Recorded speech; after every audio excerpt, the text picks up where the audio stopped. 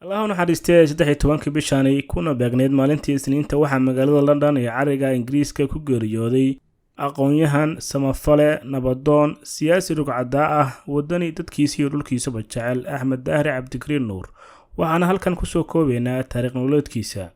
Allah naxariistay Axmed Daahir wuxuu ka baxay dugsigii sare ee Sayid Maxamed Cabdilla Xasan ee ku yaalay magaalada Marka 1983 1984 wuxuu ka mid ahaa ardaydii martay shaqadii qaranka oo markaasi loo bedelay gurmadkii mashaariicda qaranka. 1985 wuxuu u dhoofay dalka Hindiya wuxuu ku soo laabtay Soomaaliya horaantii 1987 halkaas oo uu ku biiray kuliyadii luqadaha ee jaamacadii Gaheer. markii dawladii dhacday wuxuu noqday xoghayntii gaarka ahayd ee Jarnaal Caydiid. 1997 wuxuu ka mid ahaa aqoon-yahano iyo odayaal iskooda isku xilqaamay una istaagay sidii ay u nabadin lahaayeen magaalada Muqdisho. wuxuu si dhow ula shaqeeyay iskuna xidhay jiray siyaasiyiintii hogaaminayay Allah naxariistay Cali Mahdi.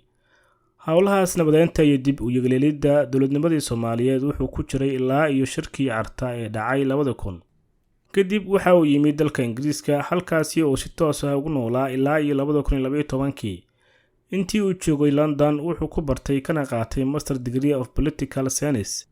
2012 ayuu dalka dib ugu soo laabtay wuxuuna noqday gudoomiyihii hay'adda qaxootiga qaranka.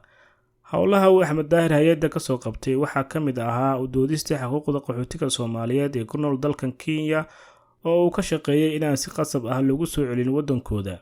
wuxuuna xilka gudoomiyenimo u waayay ilaa iyo sanadkii 2019.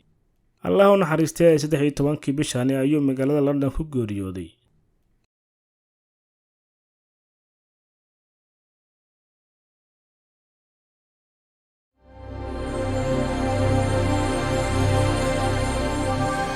NTN TV